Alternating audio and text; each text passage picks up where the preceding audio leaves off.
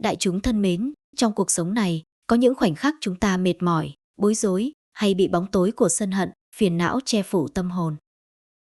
Nhưng có một bí mật mà Bồ Tát Địa Tạng dạy, chỉ cần im lặng, chỉ cần một phút tĩnh lặng, ta có thể chiếu sáng cả thế giới quanh mình. Nghe thật đơn giản nhưng sức mạnh của nó vượt qua mọi lời giảng, mọi hành động ồn ào. Trong bài pháp hôm nay, tôi sẽ dẫn dắt đại chúng đi từng bước để thấy rằng im lặng mà chiếu sáng không chỉ là tu tập, mà là cách sống, là phép màu trong từng khoảnh khắc. Đại chúng thân mến, trước khi đi vào thời pháp ngày hôm nay, tôi muốn mời đại chúng cùng lắng lại một chút. Lắng lại để nghe không phải là lời nói của tôi, mà là cái nhịp đập rất khẽ bên trong tâm mình. Có một câu nói mà khi nghe lần đầu, tôi đã cảm thấy như ai đó vừa thắp lên một ngọn đèn ngay giữa lòng. Bồ Tát dạy ta, im lặng mà chiếu sáng. Chỉ 5 chữ thôi, nhưng như gom lại cả một con đường tu hôm nay, chúng ta sẽ cùng đi vào con đường ấy, từng bước, từng hơi thở, từng cảm nhận rất thật của chính mình. Đại chúng hãy chuẩn bị, vì bài pháp này, nếu được thấm, sẽ thay đổi cách đại chúng nhìn vào chính mình và nhìn vào thế giới. Nếu đại chúng muốn trải nghiệm ánh sáng này và gieo duyên lành cho cuộc đời, xin nhấn đăng ký kênh Bước Chân Nhân Duyên ngay bây giờ, nhấn like và chia sẻ để chúng ta cùng nhau thắp sáng từng trái tim, từng khoảnh khắc. Phần 1: im lặng để thấy rõ tâm mình. Giờ thì, đại chúng hãy nhẹ nhàng nhắm mắt một giây, chỉ cần một giây thôi.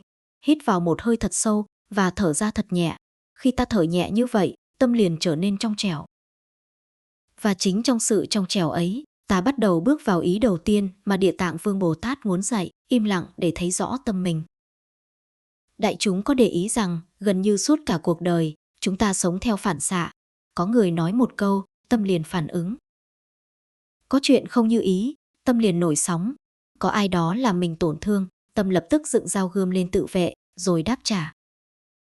Tất cả đều quá nhanh, quá gấp, quá ồn ào. Và chúng ta khổ là vì vậy. Bồ Tát nhìn chúng sinh mà thương vô cùng. Ngài thấy rằng không phải chúng ta yếu kém, không phải chúng ta xấu ác, mà chỉ là tâm ta chưa kịp dừng lại để nhìn vào chính nó.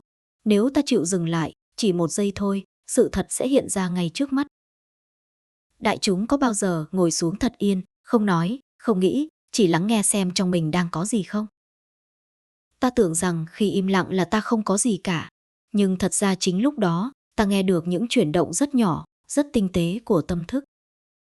Có khi ta nghe được sự bất an không tên, có khi ta nghe được một nỗi buồn mà bấy lâu ta cố né. Có khi ta thấy rõ một vết thương còn âm ỉ, có khi ta phát hiện mình đang bám chặt vào một điều gì đó mà không chịu buông xuống. Và có khi ta nhận ra, hóa ra bao năm qua, ta không hề sống cùng chính mình. Bồ Tát dạy, muốn độ người, trước hết phải độ tâm mình, mà muốn độ tâm, điều đầu tiên phải làm chính là im lặng. Không phải im lặng của sự ép buộc, trốn tránh, mà là im lặng của người muốn nhìn sâu, để thấy sự thật trong chính lòng mình. Đại chúng có thấy không, thế giới bên ngoài luôn rất ồn. Người ta tranh hơn thua, tranh đúng sai, tranh lợi hại, tranh từng câu từng lời. Nhưng khi ta bước vào con đường của Địa Tạng, điều đầu tiên Ngài dạy không phải là tụng thật nhiều, lễ thật nhiều hay làm thật nhiều điều gì lớn lao. Điều Ngài dạy lại là điều đơn giản nhất nhưng bị bỏ quên nhiều nhất, còn hãy ngồi xuống và im lặng. Khi ta im lặng, ta nhìn thấy tâm mình giống như một hồ nước. Lúc còn động, ta chỉ thấy mặt nước đục ngầu. Nhưng khi thật sự lặng xuống, nước bắt đầu trong. Rồi dần dần, ta thấy được đáy. Ta thấy được những cục đá của khổ đau. Những nhánh cây khô của quá khứ. Những vết xước, những tảng bùn, những thứ mà bấy lâu ta sợ nhìn đến. Nhưng chính khi ta thấy, ta mới có thể hiểu. Khi hiểu, ta mới có thể chuyển hóa. Không thấy thì không hiểu. Không hiểu thì không chuyển được. Không chuyển được thì đời cứ lặp lại khổ đau cũ mãi thôi. Bồ Tát nhìn ta đau khổ, Ngài không trách. Ngài chỉ mỉm cười, nhẹ nhàng dặn, con ơi nhìn sâu vào tâm mình đi. Nhiều người nghe vậy liền hỏi, thưa Bồ Tát, con đã nhìn, nhưng con không thấy gì cả. Bồ Tát lại hỏi, con có im thật chưa? Chính câu đó làm tôi tỉnh cả người. Đại chúng cũng vậy. Nhiều khi ta tưởng ta im, nhưng thực ra tâm vẫn đang nói, đang cãi, đang than, đang trách, đang mơ, đang sợ, đang lo. Khi tâm còn nói, ta không thể nghe được tiếng của chính mình. Đại chúng thân thương, có một điều rất lạ trong cuộc sống, người ta khó nhất không phải là nói, mà là không nói. Vì khi ta không nói, ta buộc phải đối diện với nội tâm, ta không thể chạy trốn. Và chính trong khoảnh khắc ấy, sự thật bắt đầu hiện ra. Có người nói với tôi, thầy ơi, con sợ im lặng. Tôi hỏi, vì sao con sợ? Họ nói, vì khi im, con thấy mình trống rỗng. Nhưng chính cái trống rỗng ấy mới là cánh cửa đi vào tuệ giác. Chỉ cần ta không sợ nó, mà nhìn thẳng vào nó, ta sẽ thấy phía sau sự trống rỗng lại là một không gian rất rộng, rất sáng, rất nhẹ. Đại chúng hãy nhớ, im lặng không phải là cái gì đó tối tăm, mà chính là ánh sáng đang chuẩn bị bừng lên. Khi tâm ta không còn bị tiếng ồn của đời lôi kéo, ánh sáng trí tuệ sẽ tự phát sinh. Chúng ta không cần cố tạo ra trí tuệ vốn có sẵn, nhưng vì tâm ta quá ồn nên ta không nghe được nó. Im lặng chính là mở đường cho trí tuệ bước ra. Ngày xưa có người hỏi một thiền sư, làm sao để tâm con sáng?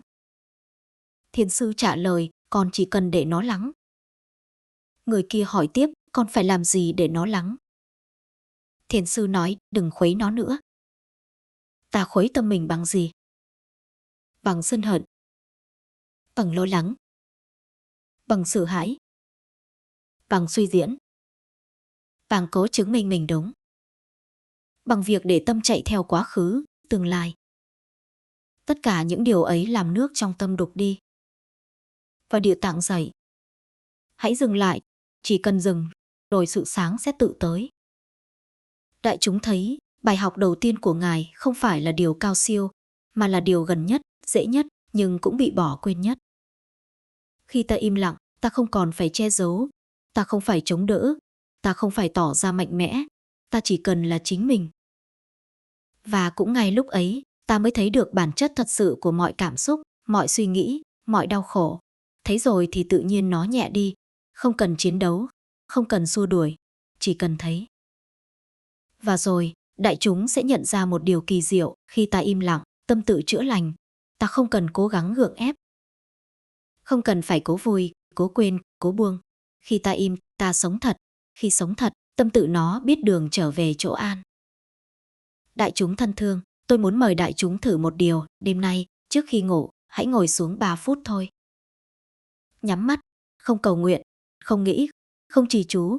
Chỉ ngồi, chỉ thở, chỉ im, và nghe xem trong lòng mình có gì. Chỉ cần 3 phút mỗi ngày, tâm đại chúng sẽ bắt đầu thay đổi. Rồi ánh sáng sẽ đến. Đó là điều Bồ Tát muốn ta hiểu, ánh sáng không phải ở đâu xa, nó có sẵn trong ta chỉ cần im để thấy. Tôi tin, nếu đại chúng thực tập, chỉ 1 tuần thôi, đại chúng sẽ hiểu sâu bài pháp này hơn ngàn lời giảng. Và khi đó, ánh sáng trong tâm sẽ bắt đầu chiếu ra ngoài, người khác nhìn vào, tự nhiên thấy dễ chịu. Họ không biết vì sao, nhưng họ cảm được một năng lượng rất nhẹ, rất hiền, rất ấm. Đó chính là ánh sáng của nội tâm, của sự im lặng đúng nghĩa. Và bây giờ, trước khi qua phần thứ 2, nếu đại chúng thấy bài pháp này đang chạm đến trái tim mình, xin hoan hỉ đăng ký kênh Bước Chân Nhân Duyên, nhấn like và chia sẻ cho những ai đang cần sự bình an. Mỗi hành động của đại chúng là một cách gieo duyên lành. Đức Địa Tạng chắc chắn sẽ mỉm cười. Phần 2 im lặng để năng lượng từ bi tự tỏa ra. Đại chúng thân mến, sau khi chúng ta đã cùng đi qua ý đầu tiên, rằng im lặng là cánh cửa để thấy rõ tâm mình, hôm nay tôi mời đại chúng bước sâu thêm một tầng nữa của sự im lặng. Đó là điều mà Địa Tạng Vương Bồ Tát dạy rằng, khi tâm ta thật sự lặng xuống, năng lượng từ bi tự nhiên tỏa sáng. Không cần cố gắng, không cần gồng mình làm người tốt, không cần chứng minh cho ai thấy ta hiền lành, tu tập hay có đạo hạnh. Tất cả những điều ấy sẽ tự biểu hiện, tự tỏa ra như ánh sáng của ngọn đèn không bao giờ cần quảng cáo. Đại chúng có bao giờ cảm nhận được một người chỉ cần bước vào phòng thôi, nhưng đã khiến không gian trở nên bình yên chưa? Họ không nói nhiều, có khi họ chẳng nói gì, nhưng sự hiện diện của họ đủ khiến ta thấy mềm lại. Đủ khiến ta thở chậm hơn, đủ khiến ta cảm giác an toàn. Ta không biết vì sao, nhưng ta cảm được một điều rất thật, người này có gì đó khiến ta thấy nhẹ. Điều đó, đại chúng thân thương, không phải do kiến thức, không phải do lời nói, cũng không phải do tướng mạo. Đó là năng lượng nội tâm, mà năng lượng nội tâm ấy chỉ sinh ra từ một tâm im lặng và dễ thương. Bồ Tát Địa Tạng dạy rằng, từ bi không phải là điều ta cố tạo ra, mà là điều tự nhiên có sẵn trong tâm khi không còn bị che phủ bởi giận hờn, sợ hãi và ích kỷ. Giống như mặt trời vậy, Mặt trời không hề cố gắng chiếu sáng, ánh sáng có sẵn trong nó chỉ cần hiện diện là đủ để tỏa sáng. Còn mây đen không phải bản chất của bầu trời, chúng chỉ là những đám mây trôi ngang, che tạm thời. Giận hờn, lo lắng, sân hận, buồn bã, ghen tị của chúng ta, tất cả cũng chỉ là những đám mây. Khi im lặng, những đám mây rời đi, và mặt trời của từ bi tự lộ ra. Đại chúng thử để ý, khi ta nổi giận, ta không thể thương ai được. Khi ta đang lo sợ, ta không thể thương ai được. Khi ta đang ganh tị, tâm ta không có chỗ cho sự tử tế. Vì vậy, Địa Tạng dạy rằng muốn có từ bi, trước hết phải có im lặng. Không phải im lặng vì miễn cưỡng, mà là im lặng từ nhận biết. Khi ta dừng lại, nhìn sâu vào tâm, những cảm xúc tiêu cực sẽ bắt đầu tan ra. Và khi chúng tan ra, điều còn lại chính là lòng từ. Trong đời sống, đại chúng thường được dạy rằng phải làm việc thiện, phải giúp đỡ người khác, phải sống tử tế. Điều đó đúng. Nhưng nếu việc thiện được làm từ tâm gượng ép, hoặc làm để người ta thấy mình tốt, hoặc làm để đổi lại sự khen ngợi, thì năng lượng trong việc thiện ấy không mạnh. Người nhận có thể vẫn được giúp đỡ, nhưng họ không cảm nhận được sự ấm áp từ trái tim của ta. Bởi vì từ bi vốn không nằm trong hành động, mà nằm trong chất liệu tâm. Cũng như việc đại chúng đưa một ly nước cho người khác, nếu trong tâm đầy hờn giận, ly nước ấy chỉ là một vật vô tri. Nhưng nếu trong tâm có sự lặng lẽ và thương yêu, chỉ một ly nước thôi cũng có thể trở thành một phép lành. Chỉ một tiếng nói nhỏ nhẹ thôi cũng có thể làm dịu lòng người. Ngày xưa, có người đến hỏi một vị thiền sư rằng, thưa thầy, làm sao để con trở nên từ bi? Thiền sư đáp, con đừng cố trở nên từ bi, con chỉ cần học cách im lặng.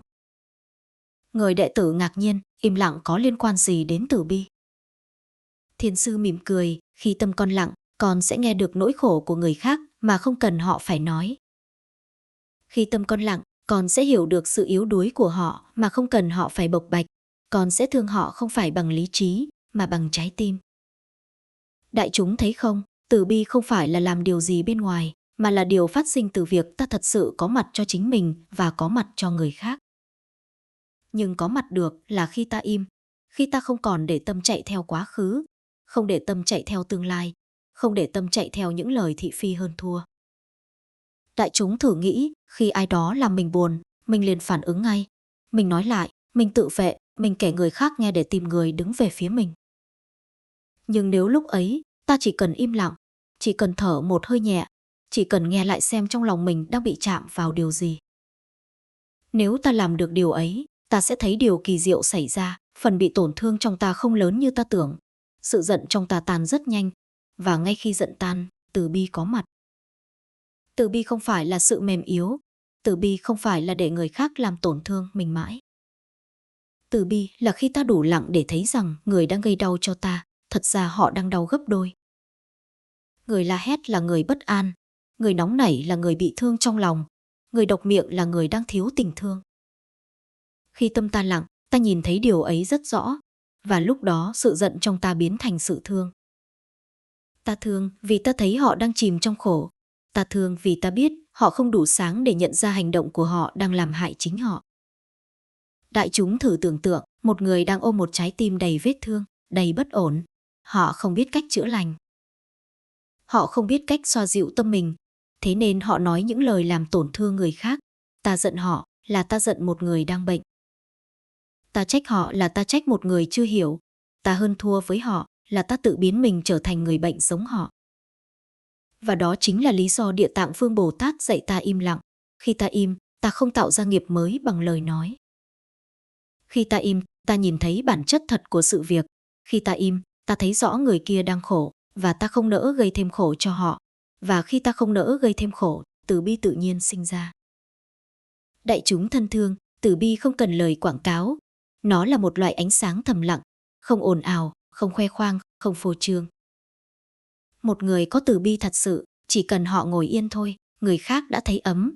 Một người có từ bi thật sự, chỉ cần họ nói một câu rất nhỏ thôi, đã đủ để người đau khổ cảm thấy mình được nâng lên. Địa Tạng Vương Bồ Tát chính là biểu tượng của điều ấy. Ngài không lớn tiếng, Ngài không phải vị Bồ Tát xuất hiện rực rỡ trong Pháp hội.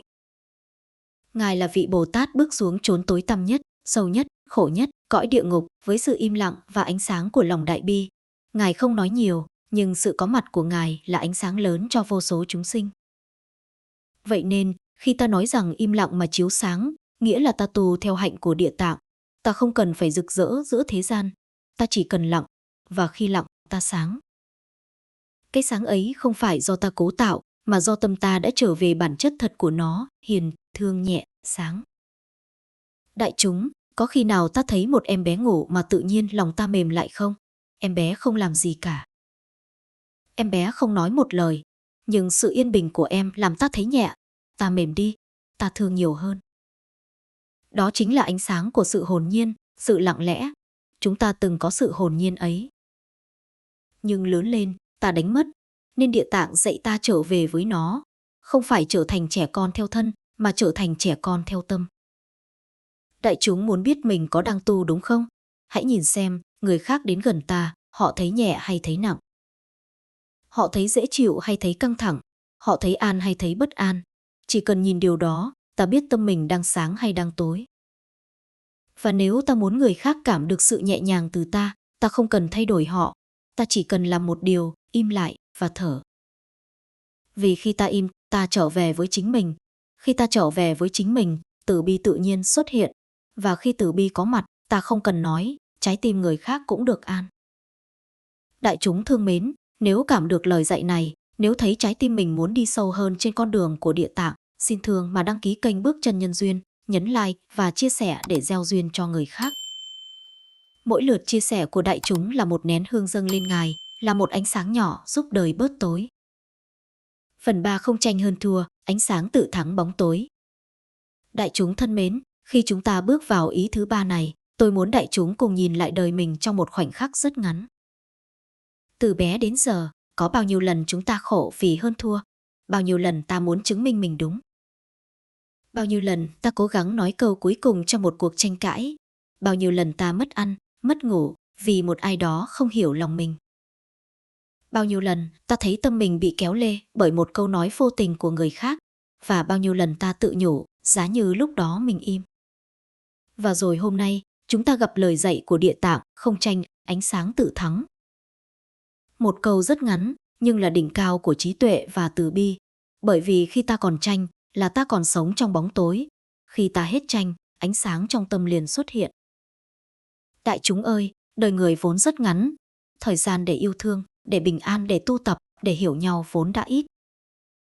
Vậy mà chúng ta lại dành phần lớn thời gian để hơn thua từng câu nói, từng hành động, từng điều nhỏ nhặt.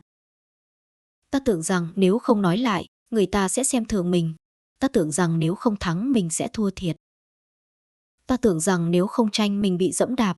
Nhưng Địa Tạng dạy rằng tất cả những tưởng ấy đều đến từ tâm chưa sáng. Một tâm sáng không cần phải thắng ai. Một tâm sáng chỉ cần thắng chính mình. Thắng được giận. Thắng được tự ái. Thắng được cái tôi luôn muốn đúng. Thắng được cái tâm hay phán xét. Thắng được thói quen phản ứng ngay lập tức. Khi thắng được chính mình, ta không cần thắng người khác nữa. Khi ta không cần hơn thua, ta trở thành người tự do. Mà người tự do thì lúc nào cũng sáng. Ánh sáng đó không phải là ánh sáng của chiến thắng bên ngoài, mà là ánh sáng của trí tuệ bên trong. Ngày xưa có người hỏi Phật thế nào là người mạnh nhất. Phật đáp, người thắng được chính cơn giận của mình. Người kia lại hỏi, thế nào là người yếu nhất? Phật nói, người không thắng nổi lời nói của người khác. Đại chúng thấy đó, chỉ một câu nói của người khác mà mình mất hết bình an, mất hết an lạc, mất ngủ, mất vui, mất tự chủ nghĩa là mình đang bị người ta điều khiển. Người nói một câu mình khổ mấy ngày, người ta giận một chút, mình lo mấy tuần, người ta phán xét một lần mình buồn cả tháng. Vậy thì ai thua, ta hay họ? Địa Tạng dạy, không tranh thì không thua. Vì người tranh, dù có thắng cuộc cãi vã, cũng đang thua trong chính tâm mình. Người không tranh, dù bị hiểu lầm, nhưng vẫn giữ được ánh sáng trong lòng. Đại chúng thân thương, có một điều mà ít ai để ý, khi ta tranh hơn thua, ta đang trở thành đứa trẻ. Nhưng khi ta im, ta trở thành người trưởng thành thật sự. Một người lớn trong tâm không cần phải nói câu cuối cùng. Không cần phải chứng minh mình đúng, không cần phải kéo người khác về phe mình. Người trưởng thành chỉ cần giữ tâm mình sáng, vậy là đủ. Trong cuộc sống, có nhiều lúc ta bị hiểu sai. Đại chúng biết điều gì đáng sợ hơn bị hiểu sai không? Đó là mất bình an ngay khi bị hiểu sai. Hiểu sai không làm ta đau. Chính sự cố gắng giải thích bằng cái tôi tổn thương mới làm ta đau. Hiểu lầm không khiến ta khổ. Chính việc ta muốn người kia phải thấy mình đúng mới khiến ta khổ. Đó là lý do Bồ Tát dạy ta lùi lại một bước, im lặng, nhìn sâu và để ánh sáng trong tâm tự nói thay lời. Có người hỏi tôi, thầy ơi, nếu con không tranh, có phải con sẽ bị thiệt? Tôi nói, con chỉ thiệt khi con nghĩ mình thiệt. Người không tranh là người đã đứng trên cuộc tranh. Đại chúng thử tưởng tượng, hai người đang cãi nhau. Cả hai đều đẩy năng lượng xấu vào nhau. Nhưng nếu một người dừng lại, chỉ cần một người thôi, cuộc cãi ngay lập tức biến mất. Người dừng không phải là người yếu. Người dừng mới là người mạnh. Vì người mạnh mới không bị cuốn vào phản ứng của người khác. Không tranh là một sức mạnh. Không tranh là một ánh sáng. Không tranh là một trí tuệ. Không tranh là một phẩm chất của người đang đi trên con đường Bồ Tát. Đại chúng có để ý một điều không? Người càng sâu sắc thì nói càng ít, người càng trí tuệ thì tranh càng ít. Người càng sáng thì tâm càng nhẹ, người càng nặng nề thì lời nói càng nhiều, phản ứng càng mạnh, hơn thua càng lớn. Vì họ chưa thấy được rằng tất cả cuộc đời này chỉ là một dòng chảy, và trong dòng chảy đó, cái ta cố nắm giữ hôm nay mai đã không còn. Cái thắng hôm nay, mai chẳng còn nghĩa gì. Cái thua hôm nay, mai chẳng còn ai nhớ. Chỉ có một thứ còn lại, tâm ta sáng hay tối. Một người có thể thua trong lời nói, nhưng thắng trong nghiệp lành. Một người có thể thua cuộc tranh cãi, nhưng thắng sự bình an của đời mình. Một người có thể thua sự khôn ngoan thế gian, nhưng thắng sự sáng suốt trong tu tập. Và đó mới là chiến thắng thật sự. Đại chúng hãy nhớ một điều rất quan trọng, khi ta tranh, ta sinh nghiệp, khi ta không tranh, ta dừng nghiệp. Và người dừng nghiệp là người bắt đầu chuyển nghiệp, mà chuyển nghiệp chính là con đường tu sâu nhất của Địa Tạng. Có người nói, nhưng thưa thầy, con không chịu được khi bị xúc phạm.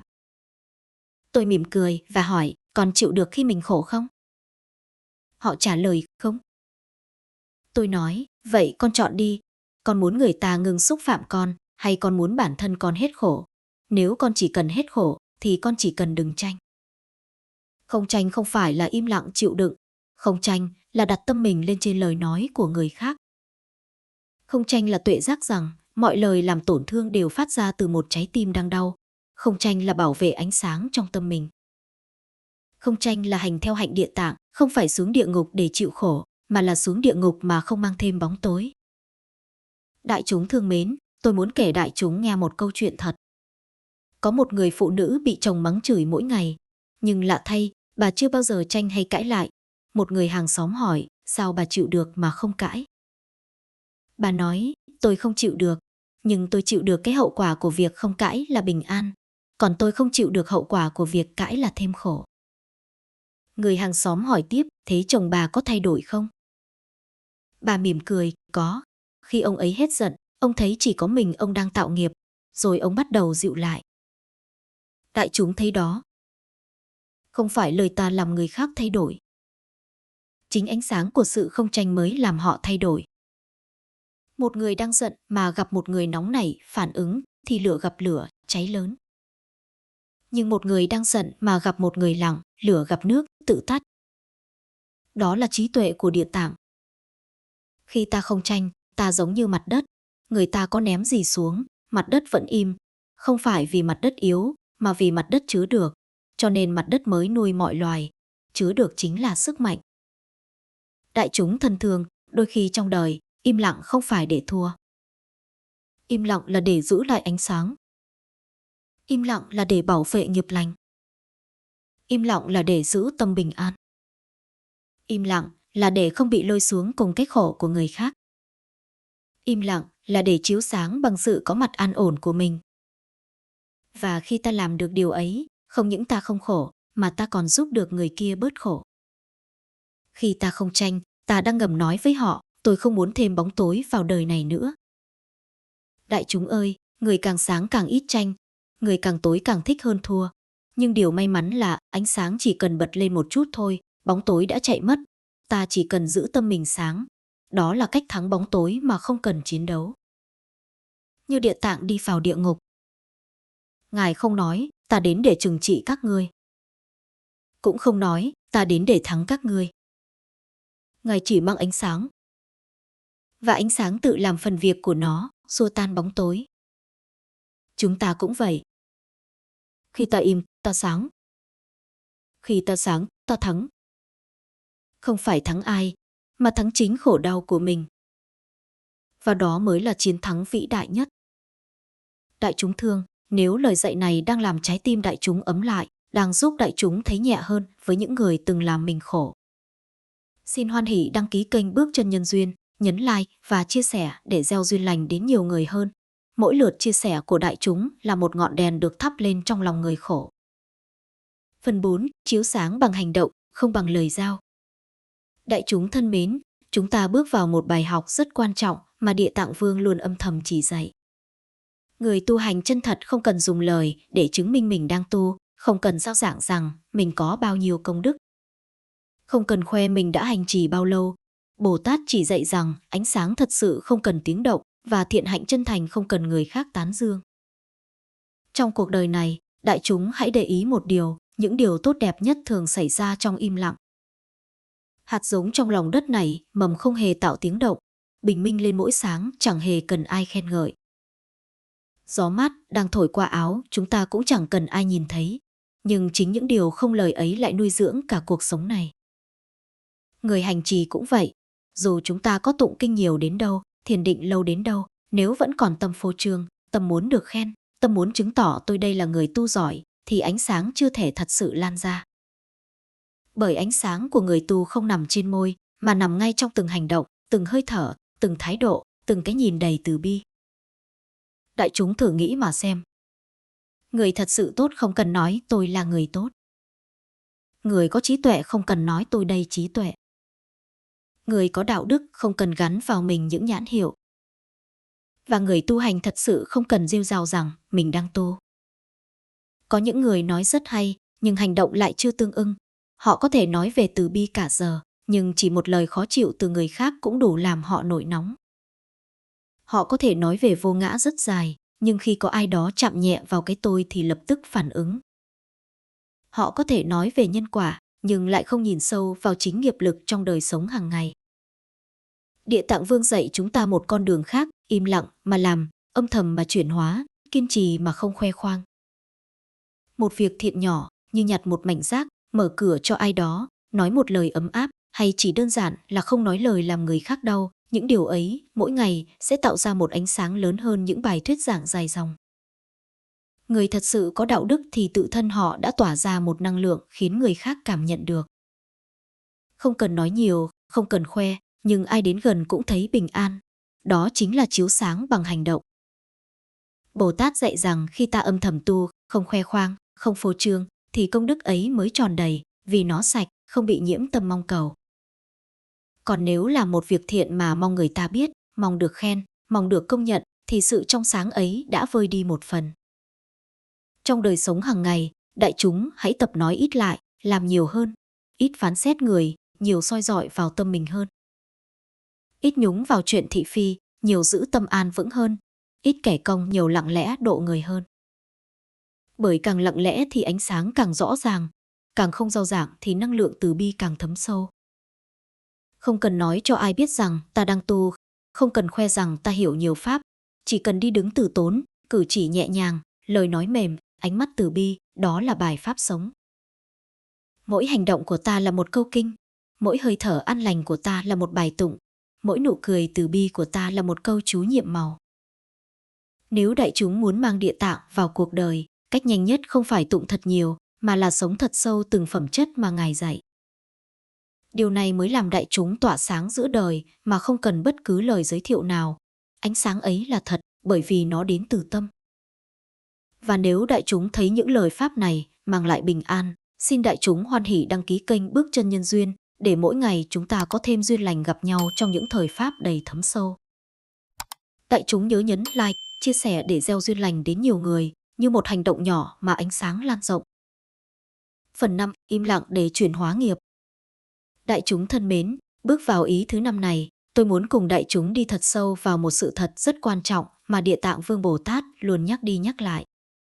Nghiệp phần lớn được tạo ra từ lời nói, và cũng chính lời nói là nguyên nhân dẫn ta vào vô số phiền não. Hiểu lầm, tổn thương, hối hận, thậm chí tạo nên những mối quan hệ đổ vỡ mà ta không thể cứu vãn. Bồ Tát dạy rằng người biết im lặng đúng lúc, người biết dừng lại trước khi phản ứng, người biết quan sát cảm xúc trước khi mở lời, đó là người đang chuyển hóa nghiệp sâu nhất. Trong cuộc sống, đại chúng có để ý không? Rất nhiều rắc rối của chúng ta không phải đến từ việc ai đó làm gì, mà đến từ những gì được nói ra trong lúc nóng giận.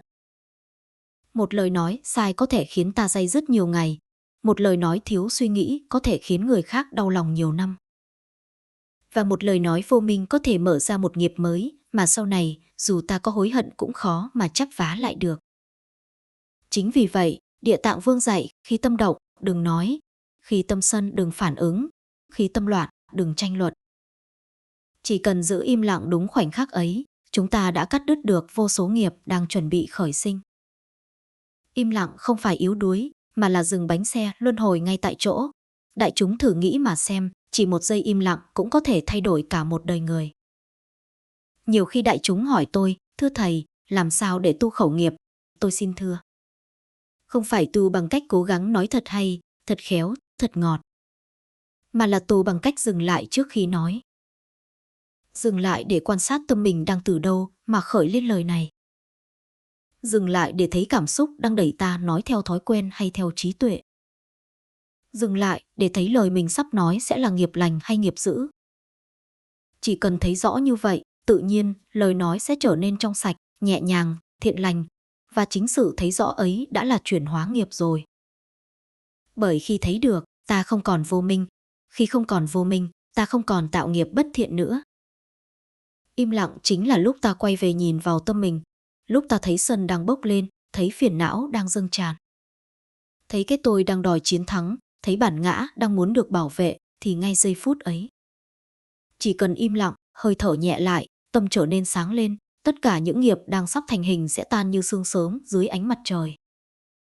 Địa Tạng dạy rằng nghiệp không đến một cách ngẫu nhiên, mà từng chút một được tích lũy từ những lựa chọn mà ta lặp lại mỗi ngày. Ta chọn nổi nóng hay chọn bình an, ta chọn phản ứng hay chọn im lặng, ta chọn sân hận hay chọn từ bi, và chính những lựa chọn ấy tạo thành con người ta hôm nay. Nếu muốn chuyển hóa nghiệp, việc đầu tiên không phải làm điều gì vĩ đại, mà là ngay lập tức thay đổi những gì nhỏ nhất, thái độ, lời nói, phản ứng, cách nhìn. Người biết im lặng là người đang tự cứu mình, bởi họ không đưa thêm nhiên liệu vào ngọn lửa sân hận, họ không đổ thêm dầu vào những cuộc tranh chấp, họ không để bản ngã kéo mình vào vòng xoáy vô minh.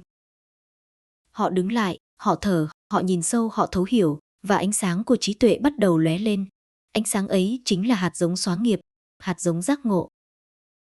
Chúng ta không thể thay đổi được nghiệp cũ một sớm một chiều, nhưng ta có thể ngay lập tức ngừng tạo nghiệp mới. Và chìa khóa để làm điều ấy chính là im lặng.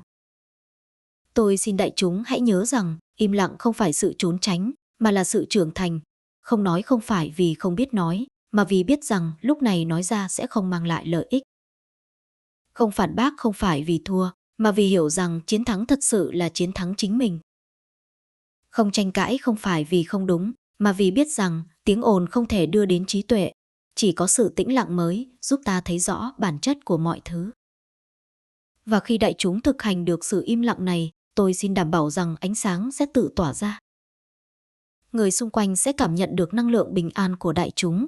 Và điều kỳ lạ là khi tâm ta im rồi, người khác cũng tự nhiên mềm lại. Khi ta hạ giọng, người khác cũng hạ giọng. Khi ta không tranh cãi, cuộc tranh cãi tự nó kết thúc. Nghiệp quả không còn điều kiện để tiếp tục. Đó là lý do Địa Tạng dạy, im lặng là cách chuyển nghiệp sâu nhất. Không phải cầu xin cho nghiệp biến mất. Không phải mong may mắn xóa đi lỗi lầm cũ. Mà là dừng ngay tại đây, không gieo thêm một hạt nhân xấu nào nữa. Nếu đại chúng thấy lời pháp này giúp mình sáng hơn, nhẹ hơn, an hơn, tôi kính xin đại chúng hoan hỉ đăng ký kênh Bước Chân Nhân Duyên để chúng ta cùng nhau gieo phước, gieo thiện lành, gieo sự tỉnh thức cho cuộc đời. Đại chúng cũng nhớ nhấn like, chia sẻ bài pháp này như một hành động nhỏ nhưng mang năng lượng vô cùng lớn. Phần 6, chiếu sáng nghĩa là hiện diện như ngọn đèn. Đại chúng thân mến, Bước vào ý thứ 6 này, chúng ta sẽ đi vào một hình ảnh rất đẹp mà Địa Tạng Vương Bồ Tát thường dùng để nhắc nhở người tu hành hãy hiện diện như một ngọn đèn. Một ngọn đèn thì sao? Ngọn đèn không ồn ào, không khoe khoang, không giành phần đúng sai, không cần ai nhìn thấy mới sáng, không cần ai khen mới cháy. Ngọn đèn chỉ làm đúng một điều duy nhất, tỏa sáng trong im lặng. Và chính sự tỏa sáng âm thầm đó lại có sức lay động tâm người vô cùng lớn. Đại chúng nhìn một ngọn đèn trong đêm sẽ thấy điều này, nó nhỏ thôi, nhưng nó đủ để xua đi bóng tối. Nó không hô lên rằng tôi đang chiếu sáng đây, nó không thúc ép người khác phải biết ơn mình, nó không ra điều kiện rằng chỉ khi ai đó khen tôi thì tôi mới sáng. Không, ngọn đèn không làm như thế, nó chỉ hiện diện và sự hiện diện của nó đã là ánh sáng rồi. Địa Tạng Vương dạy rằng người tu hành phải sống như vậy. Không áp đặt ai phải theo mình. Không bắt ai phải hiểu mình. Không ép ai phải tôn trọng mình. Không mong ai phải khen ngợi mình. Chỉ cần hiện diện đúng phẩm hạnh, đúng tâm từ, đúng sự an ổn, thì tự thân ta trở thành ánh sáng. Và điều kỳ diệu là khi ta sáng, người khác tự soi được đường của họ. Người có tu tập thật sự không cần chỉ trích ai, không cần dạy ai phải sống sao. Chỉ cần họ sống đúng thôi, sống đẹp thôi, sống hiền thôi, tự nhiên người khác nhìn vào sẽ cảm nhận được một bài pháp đầy đủ hơn cả ngàn lời giảng. Đại chúng cứ quan sát mà xem. Một người hiền làm đại chúng thấy dễ chịu. Một người bình tĩnh làm cả phòng lắng lại. Một người từ ái khiến những trái tim khô khan trở nên mềm hơn. Một người chánh niệm khiến người xung quanh bớt hấp tấp, bớt nóng nảy. Một người rộng lượng khiến người khác thấy xấu hổ khi ích kỷ. Tất cả những điều ấy đều là ánh sáng của một ngọn đèn đang hiện diện. Địa Tạng dạy rằng ánh sáng không cần nói, chỉ cần có mặt là đủ. Người tu không cần chứng tỏ mình bằng những lời nói đao to búa lớn, mà bằng chính sự an nhiên ở trong từng việc nhỏ. Khi đại chúng đi đứng chậm lại một chút, nói năng mềm lại một chút, nhìn người bằng ánh mắt thương hơn một chút, chính là lúc đại chúng đang làm ngọn đèn cho đời. Một ánh đèn không thể so với mặt trời, nhưng trong đêm tối, ngọn đèn lại quý hơn cả mặt trời. Cuộc đời của rất nhiều người xung quanh ta đang là đêm tối, tối vì phiền não, vì giận hờn, vì lo âu, vì mất phương hướng. Và chỉ cần sự hiện diện bình an của đại chúng, họ đã có thể tìm được hơi ấm, tìm được hướng đi, tìm được niềm tin để đứng dậy. Đừng bao giờ khinh thường sức mạnh của sự hiện diện. Một người tu giỏi nhất không phải là người nói hay, mà là người có mặt thật sự trong từng khoảnh khắc. Có mặt trong hơi thở, có mặt trong ánh mắt, có mặt trong từng nụ cười, có mặt trong cả những điều rất bình thường như rót một ly nước hay bước một bước chân. Bởi vì khi ta thật sự có mặt, tâm ta sáng. Và khi tâm ta sáng, ta không chỉ chiếu sáng đời mình mà còn chiếu sáng đời người. Ngọn đèn trong đêm không phân biệt ai đến gần, ai bước đi, ai khen, ai chê. Nó cứ sáng vì đó là bản chất của nó. Đại chúng cũng vậy, đừng để lời khen làm tâm kiêu, đừng để lời chê làm tâm loạn, đừng để thị phi làm tâm mệt. Hãy để bản chất trong sáng của tâm mình dẫn lối. Khi ta sống bằng bản chất ấy, ta không cần làm gì nhiều, cuộc đời vẫn tự nhiên được soi rọi bởi ánh sáng từ nơi ta tỏa ra. Và tôi xin nói thật từ trải nghiệm của những người tu. Khi ta trở thành ngọn đèn, ta không chỉ giúp đời mà còn cứu chính mình. Bởi ánh sáng ấy khiến bóng tối trong ta không còn chỗ đứng. Ánh sáng ấy làm sân hận không dám bén rễ. Ánh sáng ấy làm phiền não khó mà trú ngụ. Ánh sáng ấy giúp ta biết mình sinh ra để làm điều thiện lành, để yêu thương, để độ mình và độ người. Đại chúng thân mến, nếu thấy bài pháp này giúp mình nhận ra ánh sáng vốn có trong chính mình, xin đại chúng hoan hỉ đăng ký kênh Bước Chân Nhân Duyên để mỗi ngày chúng ta lại được thắp thêm một ngọn đèn trong tâm. Đại chúng nhớ nhấn like, chia sẻ bài pháp này để ánh sáng ấy lan rộng đến thật nhiều người cần nó. Phần 7. Im lặng không phải yếu đuối, mà là trí tuệ. Đại chúng thân mến, khi nói đến im lặng, có rất nhiều người hiểu lầm rằng đó là sự yếu đuối, sự nhu nhược, sự không dám lên tiếng, sự cam chịu. Nhưng Địa Tạng Vương Bồ Tát dạy ngược lại, im lặng đúng chỗ là đỉnh cao của trí tuệ, là sức mạnh nội tâm mà không phải ai cũng đủ can đảm để thực hành. Người yếu đuối mới để cơn giận dẫn mình đi. Người yếu đuối mới để lời xúc phạm của người khác điều khiển tâm mình. Người yếu đuối mới vội vàng đáp trả để bảo vệ cái tôi. Còn người mạnh thật sự, họ kiềm được chính mình. Đó mới là sức mạnh lớn nhất. Trong cuộc sống, chúng ta thường lầm tưởng rằng to tiếng là mạnh, phản ứng nhanh là mạnh, nói cho người khác biết tay mới là mạnh. Nhưng càng lớn tiếng, tâm càng nhỏ lại, càng tranh luận, trí càng mờ đi, càng nóng nảy, nghiệp càng sâu hơn. Địa Tạng Vương dạy rằng thật ra, cái mạnh lớn nhất chính là giữ được bình thản giữa sóng gió, giữ được nụ cười giữa bão tố, giữ được hơi thở nhẹ giữa lời tổn thương. Im lặng không phải là không biết nói, mà là biết rằng nói ra lúc này sẽ không đem lại lợi ích. Im lặng không phải là thua, mà là không cần chiến thắng kiểu thế gian. Im lặng không phải là buông xuôi, mà là đang chọn con đường có thể chuyển hóa được cả mình lẫn người. Đại chúng thử nghĩ mà xem. Khi người khác nổi nóng, ta im lặng, cơn giận sẽ tắt dần. Khi người khác vô minh, ta im lặng, sự việc không leo thang. Khi người khác hiểu lầm, ta im lặng, tâm ta được bảo vệ trước khi tìm cơ hội nói điều đúng. Khi người khác gây hấn, ta im lặng, năng lượng tiêu cực không có chỗ bám vào ta. Đó không phải nhu nhược, đó là trí tuệ. Người trí không bao giờ phản ứng theo bản năng. Người trí nhìn hiểu rồi mới hành động. Người trí biết rằng có những cuộc đối thoại không cần phải mở miệng. Có những trận chiến không cần phải đánh. Có những lời nói nếu thốt ra sẽ chỉ tạo thêm nghiệp. Và có những lúc im lặng chính là câu trả lời sáng suốt nhất. Khi đại chúng im lặng đúng chỗ, đại chúng đang đứng ở vị trí cao hơn chính mình. Cao hơn cái tôi. Cao hơn sự bốc đồng. Cao hơn bản năng muốn chứng minh điều gì đó. Bởi vì trí tuệ không phải là biết nhiều, mà là biết khi nào nên nói và khi nào nên không nói. Đại chúng thử nhớ lại những lúc mình nổi nóng xem. Sau đó ta thường hối hận. Sau đó ta thường tự trách. Sau đó ta thường nói biết vậy, mình đừng nói. Đó là vì ta đã nói khi tâm chưa sáng. Còn khi đại chúng im lặng, bình an, rồi nhìn lại sự việc, tự nhiên lời nói trở nên nhẹ hơn, khéo hơn, từ bi hơn, không làm tổn thương ai. Người tu cần sự trí tuệ này để không tạo thêm nghiệp, không tạo thêm rạn nứt, không tạo thêm sóng gió. Địa Tạng Vương dạy rằng người biết im lặng mới thật sự là người có nội lực. Bởi để im lặng trong lúc bị xúc phạm, cần dũng khí. Để im lặng khi người khác nổi giận, cần từ bi.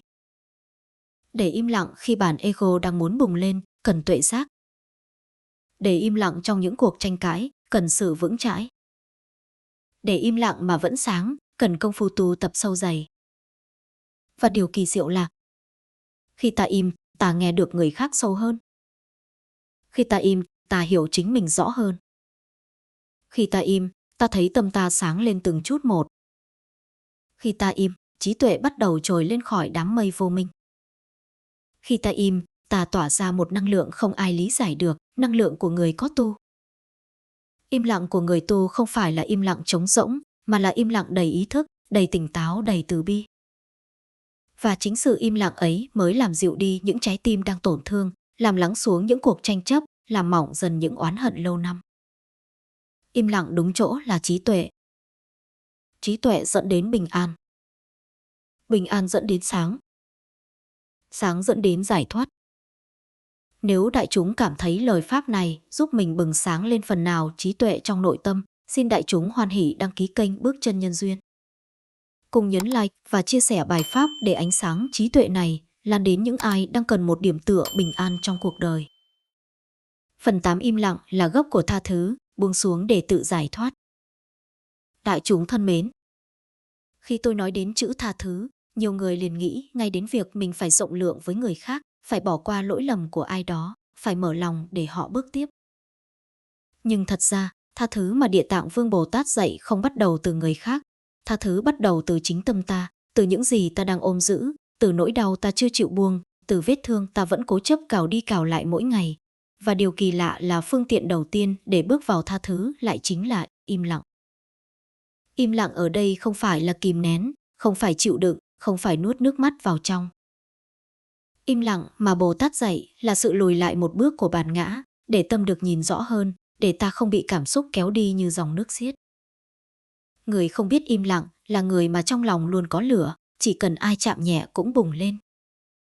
Người biết im lặng lại như mặt hồ phẳng lặng, ai ném đá xuống, gợn lên rồi lắng lại, nước trong vẫn trong. Đại chúng thử nhìn lại xem, những lúc ta khó tha thứ nhất là lúc nào? Thường là khi ta phản ứng ngay lập tức, khi ta nghe một lời tổn thương liền muốn đáp trả, khi ta thấy một hành động bất công liền muốn đòi lại công bằng ngay giây phút đó. Trong khoảnh khắc cảm xúc dậy sóng ấy, ta không thể thấy sự thật, ta chỉ thấy nỗi đau của chính mình. Mà nỗi đau thì luôn phóng đại, luôn thổi phồng, luôn làm ta nghĩ rằng mình là người bị đối xử tệ nhất trên đời. Nhưng khi ta chịu im lặng một chút thôi, ta sẽ thấy rõ rằng người kia nói lời tổn thương vì họ cũng đau. Rằng người kia làm sai vì họ còn vô minh. Rằng thế gian vốn không hoàn hảo và chúng ta ai cũng có lúc vấp ngã. Rằng ta đang khổ vì ta cố giữ lại những thứ lẽ ra phải buông từ lâu. Địa Tạng Vương từng dạy, người mang đá trong lòng thì không thể bước ra. Ai ôm hận, ôm buồn, ôm quá khứ, đau đớn trong tim thì đời này bước chân nào cũng nặng nề. Hận trong lòng giống như viên đá bỏ vào túi áo. Một viên thì nhẹ, nhưng 10 năm, 20 năm, túi áo không chỉ đầy mà rách cả tim mình. Đại chúng biết không, tha thứ không phải là thả lỏng người khác, mà là tháo gỡ gông xiềng chính mình. Ta tưởng ta đang trừng phạt người làm ta tổn thương, nhưng thật ra ta chỉ đang giam hãm mình trong bóng tối của quá khứ. Ta tưởng giữ mãi nỗi đau là để không quên bài học, nhưng thật ra ta chỉ đang kéo vết thương không bao giờ liền lại. Muốn tha thứ, trước hết ta phải biết im lặng để lắng nghe chính mình, lắng nghe nỗi đau, lắng nghe những lo sợ, lắng nghe những mong mỏi ta chưa từng dám nói thành lời. Người không im lặng được thì không hiểu được mình, mà không hiểu mình thì làm sao hiểu được người. Im lặng giúp ta nhìn lại, nhìn xem điều gì trong lòng đang khiến ta đau đến mức không thể tha thứ. Có khi không phải lỗi của họ lớn quá, mà là vì vết thương cũ trong ta chưa lành. Một câu nói nhỏ từ người khác cũng có thể vô tình chạm đúng chỗ đau, khiến ta phản ứng dữ dội. Bồ Tát dạy ta, không phải ai cũng cố ý làm ta đau. Nhiều khi ta đau vì ta chưa lành. Khi ta hiểu điều này, lòng ta mềm lại, và khi lòng mềm lại, ta mới có thể buông. Buông không phải là yếu đuối, buông là dũng cảm. Buông không phải là thua thiệt, buông là chiến thắng. Buông không phải là bỏ cuộc, buông là vượt lên trên. Tha thứ là một nghệ thuật của người mạnh, kẻ yếu mới ôm mãi nỗi đau, kẻ mạnh mới cười với những gì làm mình tổn thương, vì họ biết giữ lại chỉ làm mình khổ thêm. Đại chúng có để ý không, người càng biết im lặng lại càng có sức mạnh nội tâm vô cùng lớn. Người càng biết buông lại càng nhẹ nhàng, tự do, an lạc. Người biết tha thứ lại càng sống lâu hơn, hạnh phúc hơn, bình yên hơn. Vì sao? Vì trong lòng họ không còn chiến tranh. Tha thứ không làm ta mất gì. Tha thứ giúp ta được lại cả một đời bình yên. Tha thứ không xóa đi ký ức, nhưng xóa đi sự đau đớn trong ký ức. Tha thứ không làm ta yếu đi, mà làm ta sáng lên. Giống như lời Bồ Tát dạy. Tha thứ là ánh sáng của người không muốn bóng tối chiếm giữ trái tim mình. Vậy im lặng trong tha thứ là gì? Là dừng lại để không làm tổn thương người khác và chính mình. Là ngừng lại để thấy rõ chân tướng. Là bước sang bên để bóng tối tự rơi xuống, còn ta bước tiếp trong ánh sáng. Đại chúng cứ thử một lần mà xem. Ngay khi ai đó làm mình tổn thương, thay vì đáp trả, ta hít một hơi thật sâu. Ta không nói ngay. Ta không phản ứng ngay. Ta chỉ đứng yên, im lặng, lắng nghe. 1 phút thôi.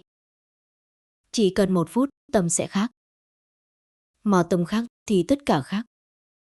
Nhiều cuộc cãi vã đã kết thúc ngay trong phút im lặng ấy. Nhiều mối quan hệ đã được cứu ngay trong phút im lặng ấy. Nhiều người đã tránh được nghiệp xấu ngay trong phút im lặng ấy.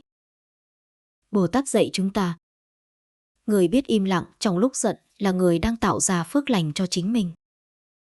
Và khi phước lành tăng trưởng, tha thứ trở thành điều tự nhiên, nhẹ nhàng như hơi thở. Đại chúng thân mến, chúng ta sinh ra để yêu thương, để học cách hiểu nhau, để giúp nhau trưởng thành, chứ không phải để ôm hận hay gieo đau khổ. Vì vậy, tha thứ không phải là điều xa xỉ, tha thứ là con đường để ta trở về. Trở về với bình an. Trở về với nụ cười. Trở về với chính mình. Tha thứ là món quà ta tự tặng cho mình. Im lặng là tấm giấy bọc vàng của món quà ấy.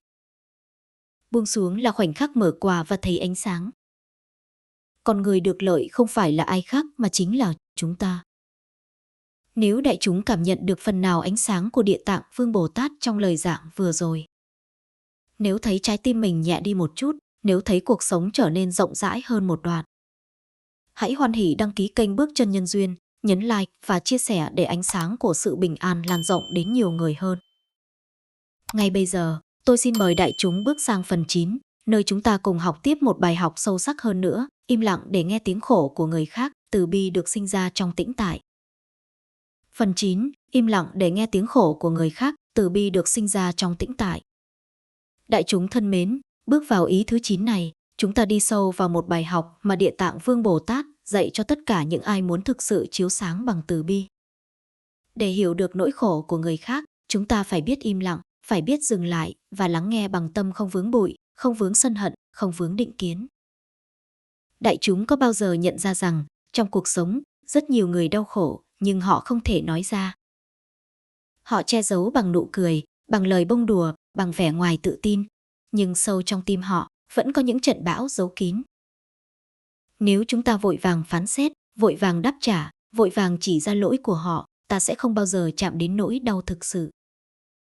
Chỉ khi im lặng, chỉ khi giữ một khoảng trống trong tâm, ta mới nghe thấy những âm thanh mỏng manh, tinh tế và chân thật nhất của nỗi đau ấy. Im lặng ở đây không chỉ là không nói, mà là dừng lại cả suy nghĩ vội vàng, dừng lại cả phản ứng của cảm xúc, để tâm trở nên trống rỗng, tĩnh tại. Tĩnh tại không có nghĩa là trống rỗng vô nghĩa, mà là sẵn sàng để nỗi đau của người khác chạm đến, nhưng không bị trộn lẫn với sân hận, không bị ôm giữ trong bản ngã, không bị khái niệm hóa thành chuyện của mình. Khi tâm tĩnh, đại chúng sẽ nhận ra từ bi không phải là cảm xúc bùng lên trong phút giây, không phải là hành động vội vàng cứu giúp, cũng không phải là lời nói hay. Từ bi sinh ra trong tĩnh tại, trong khoảnh khắc mà ta biết im lặng để thật sự hiểu người khác. Đó là khoảnh khắc mà lòng ta mở ra, không còn ranh giới giữa mình và người, giữa ta và họ. Khi ấy, nỗi khổ của người khác trở thành nỗi khổ của chính ta, nhưng không phải để khổ, mà để ta có thể đồng cảm và giúp đỡ bằng cách phù hợp. Người im lặng để nghe tiếng khổ của người khác mới thực sự chiếu sáng như Bồ Tát, bởi chiếu sáng không phải lúc nào cũng là nói ra, dạy dỗ hay khuyên bảo, mà đôi khi là hiện diện, là lắng nghe, là giữ khoảng không gian an lành cho người khác, để họ thấy bình yên, để họ cảm nhận rằng họ không đơn độc. Chính trong sự hiện diện im lặng ấy, người khác được chữa lành và ánh sáng của tâm từ bi bắt đầu lan tỏa. Đại chúng thử tưởng tượng một cảnh, có một người đang khóc, đang giấu nỗi đau trong im lặng, và bên cạnh họ là một người im lặng nhưng hiện diện. Nhìn họ bằng ánh mắt từ bi, không nói một lời, không phán xét một lời, không vội vàng an ủi một lời. Chỉ là hiện diện, chỉ là im lặng, chỉ là hơi thở đồng điệu. Lúc ấy, nỗi đau dần được giảm bớt, trái tim được nhẹ đi. Đó là pháp sống của Bồ Tát giữa đời thường. Địa Tạng Vương dạy rằng, nếu đại chúng vội vàng nói, vội vàng sửa, vội vàng dạy, vội vàng khuyên, nỗi đau ấy có thể sẽ bị đẩy lùi tạm thời, nhưng không thật sự được thấu hiểu. Chỉ khi im lặng, chỉ khi lắng nghe bằng tất cả tấm lòng không vướng bụi, nỗi khổ ấy mới được chạm đúng chỗ, nhẹ đúng cách, và từ bi được sinh ra một cách tự nhiên. Im lặng trong lắng nghe còn giúp chúng ta tránh tạo nghiệp từ sự phán xét. Khi ta vội vàng đánh giá nỗi đau của người khác, ta vừa gieo hận, vừa gieo phiền não. Khi ta vội vàng nói lời an ủi không phù hợp, ta vừa làm họ tổn thương, vừa làm bản thân thêm rối loạn. Chỉ cần im lặng, ta để người khác tự bộc lộ, tự chạm vào sự thật của họ, và ta vẫn giữ được lòng từ bi trong sạch. Đại chúng thân mến, khi ta thực hành im lặng để nghe, để hiện diện, để đồng cảm, chúng ta đang làm theo lời dạy của Bồ Tát Địa Tạng. Ánh sáng không chỉ tỏa ra từ sự rực rỡ, mà tỏa ra từ sự thấu hiểu. Từ bi không chỉ thể hiện bằng hành động lớn lao, mà thể hiện trong những khoảnh khắc lặng thinh. Chỉ khi tâm tĩnh, chỉ khi im lặng, chỉ khi không vướng vào bản ngã, từ bi mới sinh ra, và ánh sáng mới chiếu rọi. Nếu đại chúng nhận ra giá trị của bài pháp này, hãy hoan hỉ đăng ký kênh Bước Chân Nhân Duyên. Nhấn like và chia sẻ để nhiều người được học cách im lặng, để học cách nghe, và để từ bi được sinh ra trong tĩnh tại, nơi mà mọi ánh sáng bắt đầu chiếu rọi. Phần 10. Im lặng mà chiếu sáng, toàn bộ bài pháp sống trong từng khoảnh khắc. Đại chúng thân mến, chúng ta đã đi qua 9 bước quan trọng, từng bước học cách im lặng, từng bước thấu hiểu, từng bước chiếu sáng bằng từ bi, bằng trí tuệ, bằng sự hiện diện. Và bây giờ, trong phần cuối cùng này, tôi muốn cùng đại chúng tổng kết, im lặng mà chiếu sáng không chỉ là một ý tưởng, mà là cách sống, là pháp sống trong từng khoảnh khắc mỗi ngày. Sáng ra, khi mở mắt, ta không cần lập tức lao vào thế giới ồn ào. Hãy hít một hơi thật sâu, lắng nghe hơi thở của mình và im lặng. Chỉ một khoảnh khắc thôi, nhưng nó làm sáng tâm ta. Đi ra ngoài, gặp người, gặp việc, hãy giữ tâm im lặng giữa dòng đời xôn xao. Không phải không quan tâm, không phải thờ ơ, mà là tỉnh thức, quan sát, không để bản ngã lấn át. Mỗi lời nói, mỗi hành động, mỗi ánh mắt đều trở thành ánh sáng nếu được làm từ sự im lặng này.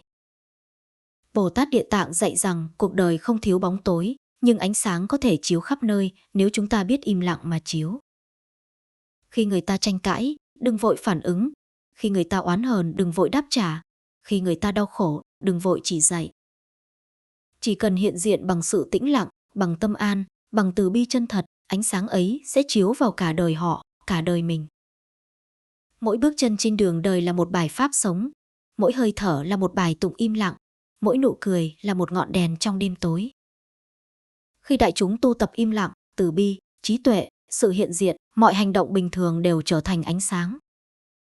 Ta không cần chứng minh, không cần khoe mẽ, không cần lời hoa mỹ, chỉ cần sống đúng, sống sâu, sống từ nơi tâm, và mọi ánh sáng sẽ tự lan tỏa. Đại chúng thử tưởng tượng, nếu mỗi người trong chúng ta đều biết im lặng mà chiếu sáng, cả gia đình, cả cộng đồng, cả xã hội sẽ trở nên nhẹ nhàng hơn. Sự sân hận giảm đi, sự tranh giành lùi lại, sự ích kỷ nhường chỗ cho tình thương.